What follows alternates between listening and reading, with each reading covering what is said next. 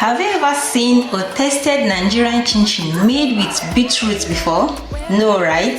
So in this video, I'll be showing you how to make this delicious and colorful Nigerian chin-chin with a touch of extra goodness. And trust me, you would want to stay till the end to see how it turned out. So to begin with, I'll start by adding my flour to a bowl, followed by sugar, baking powder, nutmeg, and salt.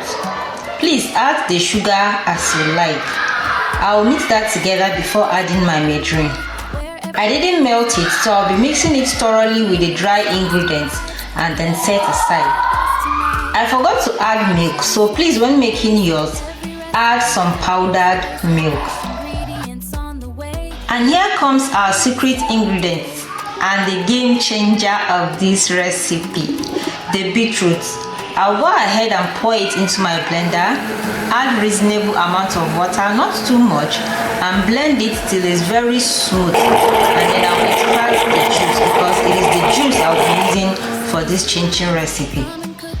Just look at that beautiful color.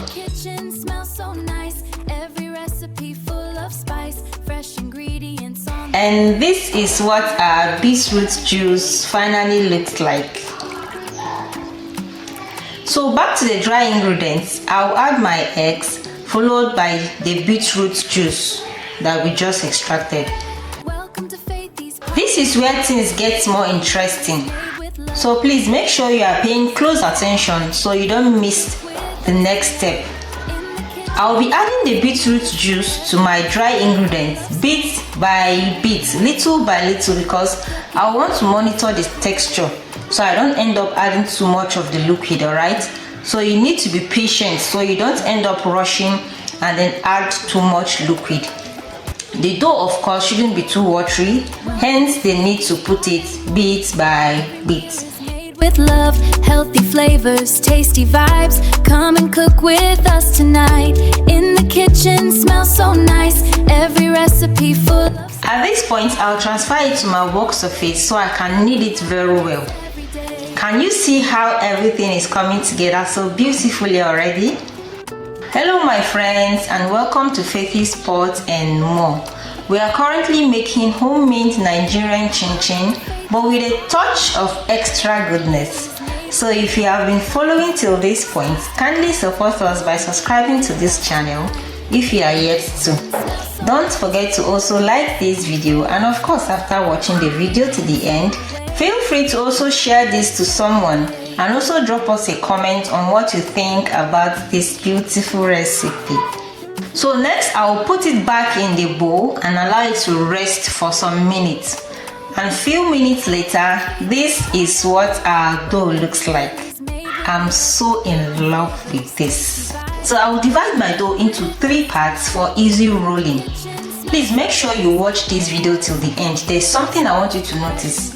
Now, even though the dough is looking promising and the color is very beautiful, here are some of the questions I know some of you have in mind.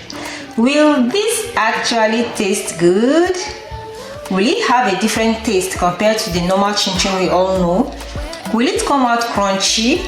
Will it even retain the beautiful color? Keep watching because we are getting closer to the answer, so don't miss it. This is one of my favorite parts when it comes to making chin-chin, especially with this cutter. It makes the whole cutting journey fast and easy. I've seen people use scissors for this part though. The one I use aside this cutter is kitchen knife. I've never used any other thing outside these two. So let me know in the comment section please, what other tools do you use to achieve faster cutting of this chin-chin for people who don't have this cutter? You don't want to miss what happens next, so stay along, okay? It is time to fry our special chin-chin. I'll preheat my oil and then we'll proceed to the frying. You will soon start getting answers to some of the questions you have in mind, alright? So don't worry, just stay along. Alright my friends, this is the moment we have all been waiting for. Everything we've done so far has led to this point: the mixing, the kneading, the rolling and the cutting. And now it is time to find out whether this beetroot chin chin is going to be a success or a complete disaster. And honestly, when I first thought about using beetroot juice, I almost talked myself out of it. But I kept thinking, what if it doesn't work? What if the color looks strange? What if the taste is completely off? But then I remembered something.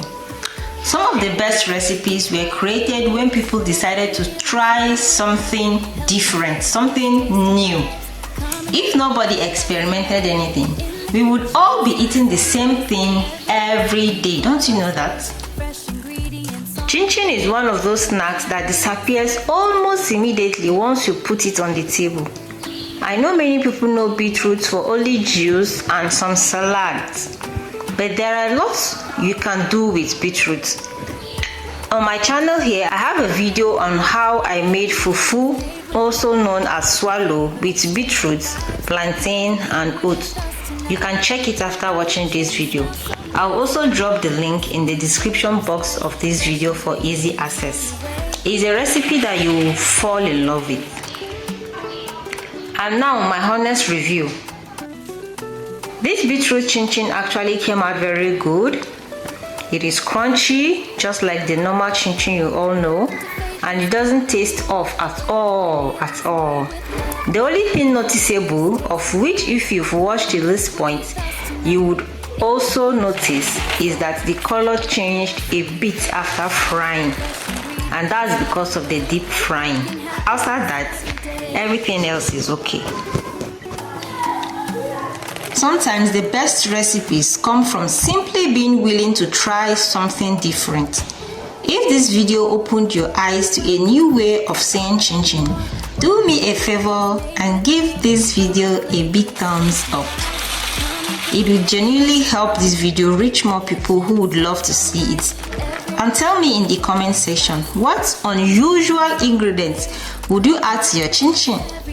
Thank you so much for watching, and I'll see you all in my next video. Bye.